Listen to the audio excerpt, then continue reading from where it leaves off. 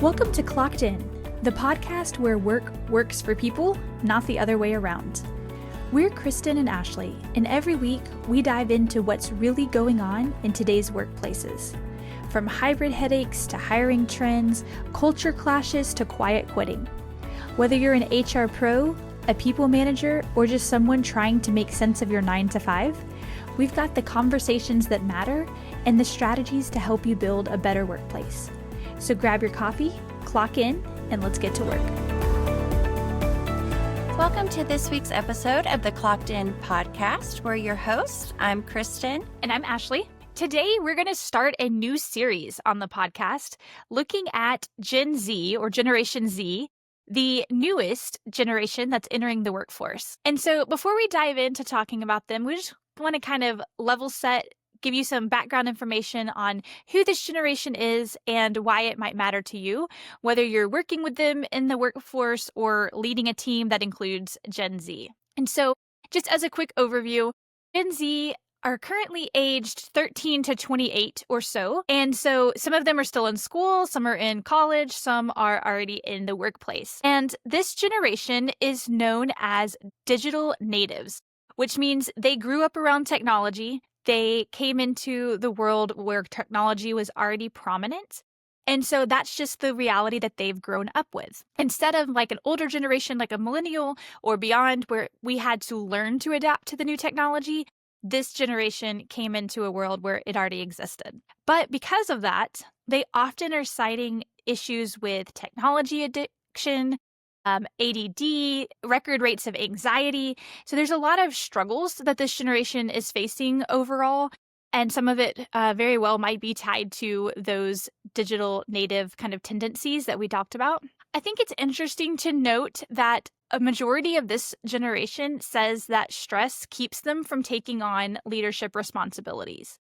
And so that's something that's really important for companies to know. And we'll talk more about that in this episode, as well as Gen Z saying that they struggle with in-person communication. And so that's something we're also going to be talking about in this episode. But overall, this generation traditionally is viewed as highly educated, but entering the workforce with the least amount of work experience. And so this is interesting because there's a variety of reasons that this can be attributed to, whether that's travel sports or just an increased focus on academics, but a generation where less and less of them are working that traditional kind of teenage minimum wage summer job sort of thing is really impacting how they perceive work as well as the work ethic that they have. But overall, this generation is very achievement-oriented, and so there's opportunities for organizations to help the Gen Zers kind of level up and be ready for the workplace. And as we talk about the generations, I think it's important to keep in mind that what we talk about are general trends. It won't be true for every single person who is a part of Gen Z. And so we're not meaning this as like a negative or a bashing sort of thing, but more of just recognizing what is the reality that these young people are entering the workplace with, and then what do we do about it? What are those opportunities for managers to really help them, for organizations to attract them to the organization, but also to know that there will be some stumbling blocks like every generation has had with the young folks coming in that then, don't do things the way that they should do, perhaps. And so I think that's really our opportunity here to talk today about Gen Z. Both Kristen and I work in higher education, so we're around Gen Z a lot. We're having these kind of workplace conversations with them.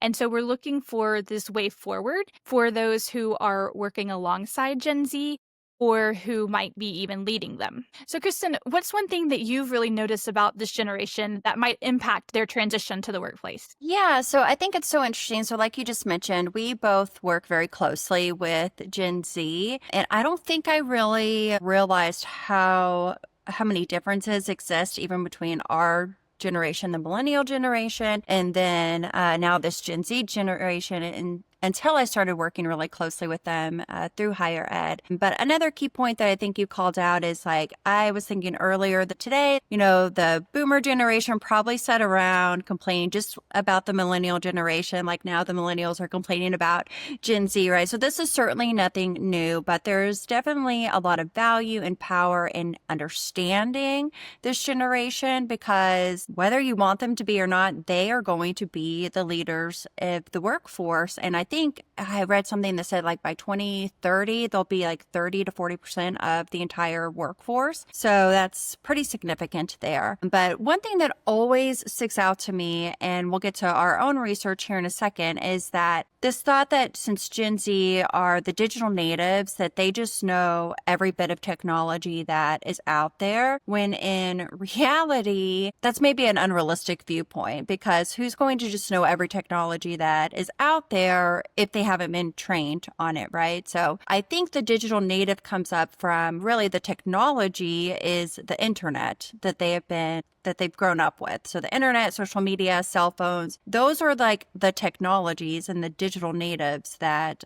they're growing up with. And in reality, I feel like there's some very basic things. I know both you and I, again, have taught this generation that we've been surprised about. And I think when you're transitioning from like education to the corporate world, one key different thing that I keep noticing is that like students don't even know how to use Microsoft Word, because in a lot of schools they're using like Google Docs. And so if I tell them to turn something in, they say, oh, well, can I just send you a Google Doc link? Like, no, I don't have access to your Google Docs. I need the actual Word version of it so I can run it through our own systems. And students struggle with that. So for people to think like, oh, they're just going to be able to walk into an organization and know how to use every bit of technology, that is not true. And so it's really important to know that even though they're digital natives, this doesn't mean that they just are even better at using technology than what the previous generations are. Where I think the strength in this lies is that they are more comfortable with using new technology. And so they could be the people to get on your side to champion a change of leveraging a new technology, leveraging AI, different things like that, because they're more comfortable with it, but it doesn't mean they know how to use it. And so I think that's a key thing to call out there. But I don't know, what else stood out to you? Yeah, and I think like in addition to the how do I save a document, I've also had a lot of questions around how do I set up a Zoom meeting? I've attended them, but I just click a link. And so just kind of going back to the basics sometimes is really important. And I think what you called out is great. Like it is that comfortableness that like is their advantage, but just know that some things might need to be taught or trained on that might seem basic, even though they're digital natives. Nobody is a baby that knows how to set up a Zoom meeting, right? Like you got to start somewhere, you got to learn. And so just recognizing that comfortable kind of mentality with technology doesn't mean that they are going to have all the skills out the gate that you might expect them to have, especially when it comes to workplace technologies that they might not have used before, more proprietary systems or like advanced analytics or HR systems or things like that, that you wouldn't expect them to have experience with from a high school or a college classroom necessarily. I think for me, one thing that really sticks out about Gen Z is this least amount of work experience kind of comment that keeps coming up in the research, and that I think that is so powerful in shaping maybe some unrealistic views about the workplace and those kind of expectations that might not be met because they're not realistic. And so when someone is surprised that a full-time job is 8 to 5 or 9 to 5, that's just kind of taken as the norm. But for some people without that previous work experience, like that expectation is a mismatch, right? And so I think it's easy if you don't have work experience to kind of build this idealistic picture in your head that work's going to be interesting and it's going to be meaningful and it's going to, your manager's going to want to hear your advice and implement your ideas, and they're going to consult you on every decision that's made, and you'll have flexibility in your schedule and you can enjoy everyone you work with. But anybody who's worked know this is not the case, right? And so you're not going to hit all of those things all the time. And so for a generation entering the workforce with more limited experience, that can be a hard transition. And so there's opportunities there for managers and organizations to keep this in mind as they're working to transition people into the workforce from Gen Z. But also, one thing I think is going to be more challenging that kind of goes along with this for managers and organizations is this kind of avoiding of leadership responsibilities. So that I don't want to be stressed out, so I don't want to take on more, I'm fine where I am kind of mentality can really be a challenge, because if you think about it, the traditional corporate structure, you're incentivized with things like raises or bonuses or promotions. And it's like, well, sure, who doesn't want a raise or a bonus? But, oh, that promotion that comes with extra responsibility, or maybe now I have to lead a team or do extra work that I wasn't doing before, maybe not for me. So how do you motivate people that maybe don't want that traditional career path of the next promotion is what I'm after? And so that's something that you and I have talked a lot about, and talking with leaders, looking at the research, like what does that mean for career development? What does that mean for motivating employees beyond those kind of traditional structures that might exist in the corporate world? And so that's definitely something that we'll be talking about more in the future as well on this podcast and elsewhere. But as you mentioned, we also have done research in this area, with both of us working in higher education. We do academic research, but always looking for what are those takeaways for business? What is the takeaways for the college classroom? How can we help Gen Z be better prepared? And how can we help the workplace know what's coming with Gen Z? And so we actually turned to Gen Z and said, well, let's ask them. Let's talk to them.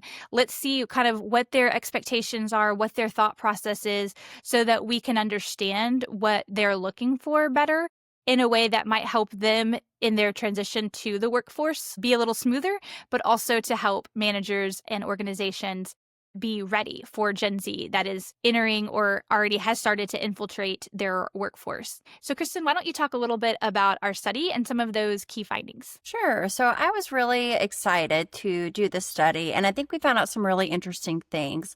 So, like Ashley said, we really wanted to understand like what they're looking for out of a job. And so we asked them certain questions around like what type of job setting, remote versus hybrid, and what are the top criteria that they're looking for when they're looking at a new job, or in this case, since they're students, what would they be interested in? And so here's what we found out. So when we asked them about job setting, 70% said they would prefer a hybrid opportunity, and only 7% said they wanted fully remote. And I think that this is worth talking about just a little bit, because this was something that was very surprising to me. And maybe I was just kind of pushing my own views on them, because it just seems like everybody wanted to be remote, especially during COVID, which a lot of millennials were working during that time and being forced into a remote setting. And now it's so hard to get people back into the office. But I think that this is actually very positive for those businesses that want to pull people back into the office, that the majority of the people, the students and Gen Zers that we talk to, they want this hybrid opportunity. And I actually think it will be a lot better for them because of something that Ashley mentioned earlier, in that they do not have work experience. So if you're working as a manager of a team or even in recruiting, I think this is something really important to keep in mind, is that Gen Z, maybe even more so than the millennial generation, is open to that hybrid or even in-office opportunity. And I think it could be more important for them because they don't have that job experience. So I'm thinking of, if you don't have any job experience to pull from and your very first job is completely remote, so not only are you having to learn about the corporate world and the actual job, you're now having to really learn how to manage yourself in this remote environment while being maybe a little bit isolated from your team. And we talked about some of the issues that can come up with being kind of out of sight, out of mind in a last episode. But Ashley, any thoughts on that finding before I move on? Yeah, I think this is really impactful and probably a good thing that they're looking more for a hybrid opportunity versus fully remote. I think I trying to put myself in their shoes, to starting fresh out of college in a new job, especially if I didn't have a lot of work experience, or even if I did, I'm just thinking like there's so many challenges that come with learning a culture of a company and what's expected and things like that, and those connections that come from in person. And I think that it's probably better for them at the beginning of their career. I think about like mentoring opportunities are going to be a lot more challenging in a remote setting. Not impossible, just would take more intentionality on the company's part.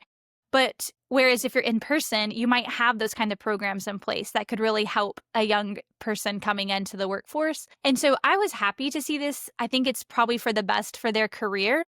And I also wonder how much of this might be rooted in something like the disruption of COVID on their educational experience. And so maybe they are kind of like, well, I know what it was like to go to class full time in these Zoom meetings, and I don't want that in my workplace. Or I don't know enough about my career options to really feel like I could work a job that's fully remote. And so overall, I was surprised by this finding of our study, but I was happy for them because I think this might actually help them and serve them better in the long run. Yeah.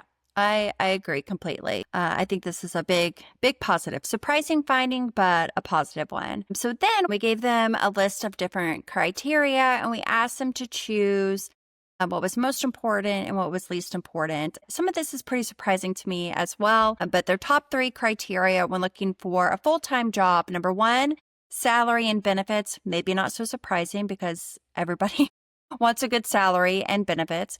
Number 2, they wanted opportunities for growth, which I think could be a positive thing. And then having time for their personal life was number 3. So again, here we see work-life balance coming in, very similar to the millennial generation. I think we're known as the work-life balance generation. Doesn't look like that is changing based off of this and other research that exists out there as well. I think what was maybe most surprising to me is what was rated as the least important criteria when looking for a job, because I've said before to you, Ashley, like this generation sometimes is so confusing to me because the things that they say they want and don't want sometimes don't go together, or you can't have one without the other.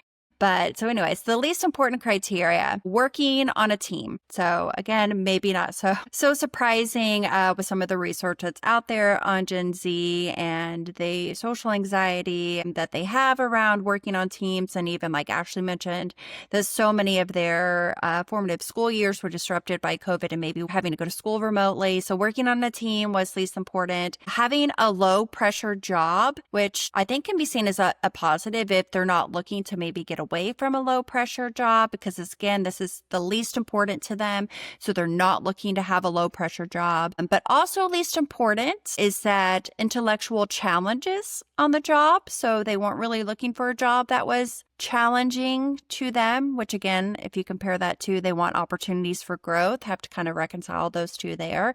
And then again, another kind of anomaly to me is like working independently was not important to them. So it's like you don't want to work on a team, but you don't really want to work independently as well. So Ashley, what are your thoughts on their most important and their least important criteria? Yeah, to me, the one that stuck out the most was the inconsistency between the rating intellectual challenges as not as important, but also saying they want those opportunities for growth. And so it's kind of like, well, I wonder, what does that look like to you? Like how do you make sense of those two together? And so I think there's an opportunity here for managers to have some conversations with employees around what does success in this role look like, but also more of the career planning, kind of career development efforts where could you go from here? What are you looking for in your career? What kind of stretch assignments do you need to help you gain the skills and the confidence to get there? But I think also one thing that kind of kept coming up for me in this study was, but if you don't have a whole lot of work experience, you don't necessarily know what you do or don't want. And so we're talking to students at the end of their undergraduate career, about what they're looking for in that first job, but they may or may not have had extensive experience. And many of these students had some kind of work experience, is what they reported, but maybe not in a professional setting, maybe not kind of a corporate post-academic job. And so I think they will really have some refinement as they're adjusting to that new lifestyle of corporate work, and realizing maybe what they are looking for in their first job might change in what they're looking for in their second or their third job.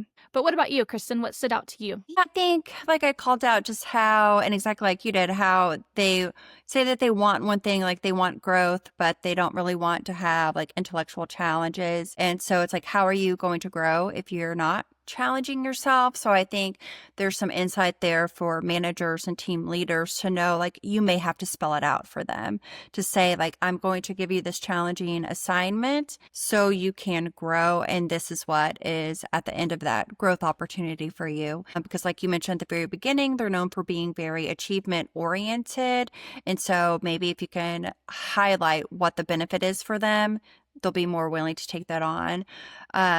I also thought it was interesting, something that I didn't talk about that, but we asked about in the study, was how they thought technology would impact their work-life balance. So again, going back to this view and this concept that they're the digital natives, and they actually said that they thought technology would negatively impact their work-life balance. And so that was surprising to me because I just had this impression that they're always on their phone. And so I thought, oh, they're not going to think this is a big deal at all. But so it was surprising to me that, again, while they love technology and they've grown up with it, they like technology for social use. So you cannot expect them, based on this and then other research as well, that they're just going to be constantly connected, because I think we'll talk about in a future episode just how important work-life balance is to them and their expectations that they have around that. But I also think what was interesting is I found this article from Handshake. And Ashley, have you ever heard of Handshake before? It's a platform to search for jobs for college students, right? Primarily? Yeah, I would equate it to, it's like the LinkedIn for college students. So then I was reminiscing on the good days of Facebook when you had to have a college email address to sign up, right when it first started. So that's what this reminds me of, right? So you have to have that college email address to sign up, and it's specifically geared towards college students and companies being able to recruit them. So internships are really big on the platform, but obviously it would make sense that they are going to research this generation because that's going to be the vast majority, I would think, of their users. And so they posted an article off of their own research. So 6 things Gen Z wants from their next job. And I think this was posted just last year in 2024. But some things that they called out is that, one, they're really looking for stability and job security. And they found that 70% of undergrads say job stability would make them more likely to apply to a job. And so that is maybe not so surprising if you think about all of the instability that happened, unfortunately, while they were in school. So number one, they want stability and job security. And I think now they're probably seeing their parents, and maybe they even have older siblings that are in the workforce, and they see the news about the layoffs and things like that. So that one is not so surprising to me. This one very much aligned with the opportunities for growth. Number 2 is the opportunities for skill building. So they said that 87% say learning and development benefits are either important or essential when evaluating a job opportunity. So I think that's a great opportunity for if you're trying to hire a Gen Z person and you really want them on your team. Highlighting the opportunities for skill building is shown to be important to them. Location was number 3. And so they found that 73% are more likely to apply to a job that's in their desired location. This was actually surprising to me that 69% said finding a job near their family is a medium or high priority. 81% want to work in person for their first job after graduation. So I think that aligns very closely with what we found about at least that hybrid. And again, a very positive thing, I think, both for Gen Z and employers as well. Number 4, fits that sustain work-life balance. And this is an interesting, and you have to let me know your thoughts on this, that 61% are worried about burnout once they start a professional career. Honestly, I do not think that I even knew what burnout was when I started working. And so it's very interesting to me that now over half of Gen Z looking to work, or that they talk to, is now already concerned about burnout before they've even started their career. You have any thoughts on that? Yeah, I think this generation has shown to be much more intuitive and vocal about mental health. They're more willing to talk about it. And so I think those kinds of things are rippling over into this, well, I'm worried about burnout. Am I going to be able to do this, professional career? Talk to students about that regularly, where I feel overwhelmed with my classes. How can I do an 8 to 5 or 9 to 5 job? I think about how for this generation, as I talked about at the beginning, that less likely to want those traditional career path promotions, extra leadership responsibilities, etc. And I think it's all interconnected, right? Like this issue, if you're worried about burning out, it's probably why you also don't want to have like intellectual challenges. That's not a priority to you in the workplace. And so I think this generation's concern with what does it mean to be in the workplace? How do I protect my mental health? How do I handle those challenges? Is something that's really different from what we've seen in previous generations. And we did a previous podcast episode about resilience, and I think that is tied in here as well with what does it mean for a younger person to work and to continue through challenges, and how do they persevere? I think burnout's kind of a buzzword, if you will, right now. Lots of people talking about it. And so it's not surprising to me. But yet I agree with your point that that wasn't something I was thinking about when I graduated from college. But it's interesting that this generation is, and it's something that managers need to be aware of. Yeah, I think that may be one of the, along with what the next 2 points we're going to talk about, that's maybe the biggest difference that I can see between like our generation and then the Gen Z generation is like this very good like self-awareness, but the over like emphasis on mental health and already being like stressed out about being stressed out at your future job sort of situation. And so just kind of that awareness and that focus on that aspect of work, I think is very different than what you and I experienced. There's positives that go along with that as well as negatives, as with most things. But I think the next piece is also very telling for Gen Z is they are known as, the social cause generation. And so it's not surprising at all that number 5 on the list is that they're looking for a values alignment, and that 65% said they would not apply to a job if the employer's values did not align with theirs. And so if you're looking at your employer brand, Gen Z is going to look at that. And if you've been in the news lately, or you have negative reviews on sites like Glassdoor, they're maybe going to pay more attention to that because 73% say that doing work they're passionate about is essential to defining their career success. So there's so many articles out there about how Gen Z is redefining the corporate ladder. And I think that this is a primary driver of that, just in my opinion, because they are not defining success by how much money they make or what title they have, but whether or not they're passionate about it, which I think is actually a great strength of this generation. And then number 6, just what we're talking about, positive employer reputation. So 67% are more likely to apply if the company has a positive reputation, and 75% read reviews of an employer. And I was actually really happy to see that, because that is one thing in my classes that we talk about specifically is how do you do research on a job to make sure that your values align, because then everybody benefits, right? Like the company benefits and then you benefit as well. And so I was encouraged to see that 75% are actually going out and doing that research of knowing where they're going to apply to.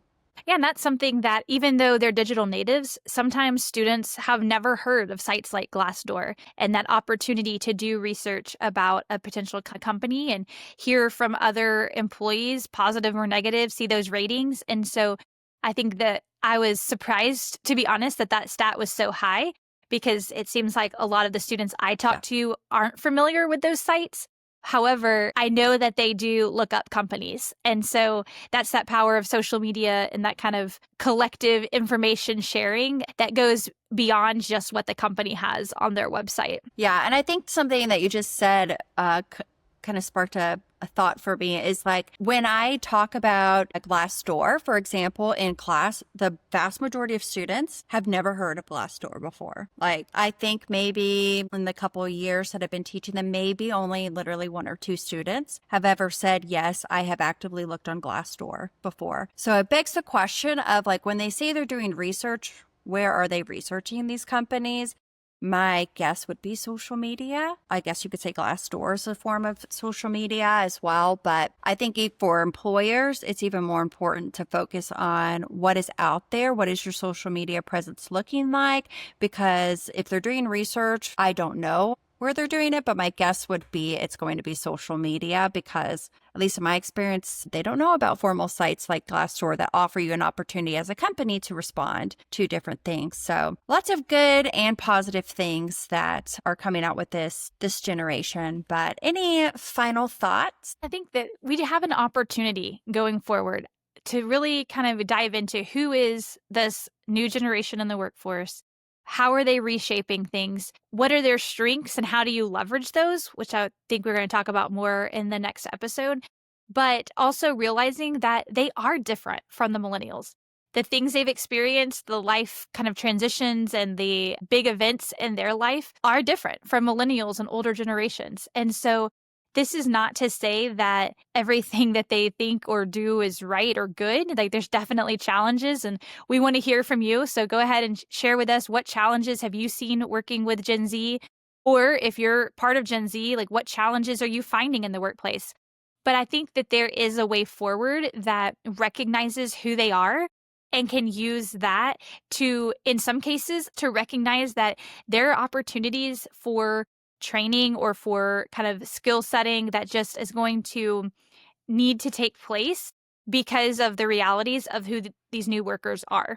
And so you can be frustrated by their differences, or you can recognize them and use them as a launch pad to help make them into professional young adults in the workplace that are contributing. Anything else that you have to add, Kristen? I am really excited about this series that we're going to do on Gen Z. So I think this is the first of 4 episodes where we're going to focus on the newest generation who's entering the workforce. And I'm excited to share some stories that we've seen firsthand because there's a lot of good, but sometimes when we're reading like the challenges that come across with Gen Z and maybe the bad rap that they can get, I 100% can see why they exist with some of the experiences we've had, but also have a lot of positive ones as well, as I'm sure with every generation, right? There's the positive and the negative, but I'm really excited to dive deep into this and give both the perspective of what you can do as an employer or a manager or someone who's even working with Gen Z. And then also if you are a Gen Z student or someone who's young in their career, what can you do to improve your working relationships as well? I'm really excited. And I'm also really excited because I think we have a freebie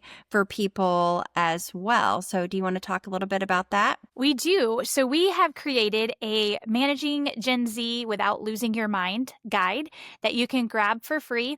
Just a quick start guide to help you learn more about this generation and how to work with them. And the link to that will be in the show notes or below this video. But we are so excited to kind of give you this tool to help you as you are working with Gen Z, working alongside them, trying to lead them, trying not to pull out your hair, and just realizing what this generation is looking for and kind of what's the way forward from here. So you can grab that at the link in the show note below. And that's it for today's episode. Thanks for joining us for the Clocked In podcast. Make sure that you hit subscribe so that you don't miss an episode.